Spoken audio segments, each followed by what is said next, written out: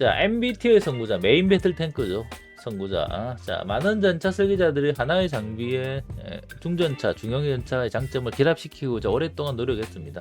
2차 세계대전 중 이 아이디어에는 소련에서 더욱 가치가 높아졌고, 하지만 중전차 KV를 기반으로 한 전차들은 애매한 결과를 보였습니다.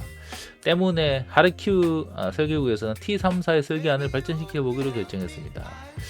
MBT 최초는 나는 저건 줄 알았는데 저거 아닌가? 센츄리온. 봅시다. MBT. Many tank designers have spent a long time trying to combine the best traits of heavy and medium tanks in a single machine. During the Second World War, this idea became extra valuable in the Soviet Union. Vehicles MBT가 based on 될 the 수 heavy 있었던 기반 KV 중에 showed 제일 dubious 중요한 게 results. 엔진 So the 출력이었던 Kharkiv 것 같아요. Design Bureau made the decision to 출력이 try and 나오면서, rework the medium T-34 one more time.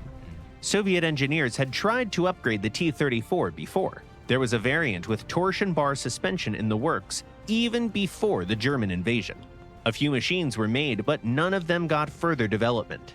Still, those experiments helped the engineers find the path to progress. The next idea was a design with a sideways mounted engine and a hull that was a little wider 엔진을 than the 옆으로 T-34. 세운다. The turret was moved to the center of the tank, improving the mass balance and freeing space for the driver's hatch on the hull roof. The crew lost a radio gunner, and the space was used to extend the ammo racks. 탄약고도 확장. These and other changes allowed for multiple 보수 new 합력. advancements, including adding extra armor in the front, while keeping the 무게는 mass around 30 30 tons, increasing the machine's modernization potential, improving the crew conditions, 떼서서 안 and 돼, a few 떼서서. more. As a bonus, some parts of the new tank remained compatible with the 일부는 T-34, T-34와 which meant simpler 보완. and quicker production. The new machine was called the T-44, and it looked very promising, especially on paper. But in reality, the machine was not without its issues, as is the case with most new designs. The front armor of the tank's turret and hull couldn't even hold German 75mm 전면 shells. 장갑은 생각보다 One of the 튼튼하지 most glaring 못했고 vulnerabilities was the driver's area. They might as well have painted a target on it. Of 운전수 course, the new design did 약점. improve the driver's field of view and comfort, but it clearly wasn't worth the price. The tank's frontal armor wasn't the only issue. There were others. Most of them were minor, like the poor placement for the commander or the issue-ridden electric drive. But the total number of problems warranted a return to the drawing board. Engineers in the military also noted that the 85mm cannon couldn't damage the newest opponents from the front.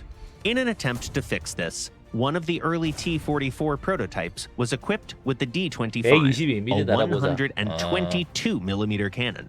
However, it was so hard to fit in 이거 and 골장비로 있지 않나요? reload that 저도 the 한 대 idea 있습니다. never received any serious 옛날 지상기 할 consideration. 때 재밌게 탔던 것 같아요. Later prototypes and the 심지어 standard versions of the 영상도 있을 겁니다. T-44 solved most of the problems. The driver's seat was moved closer to the tank's center, and the front plate got thicker. Still, the T-44 never took part in World War II 차라리 battles, 참여한 적은 없다. mostly because the manufacturing decision makers couldn't sacrifice the production of the T-34-85 in favor of the new tank, no matter how promising it looked. 348호 제작 중단하고 이거 만들 수는 없었다 이 말인 거죠. 그래서 이게 최초의 MBT다.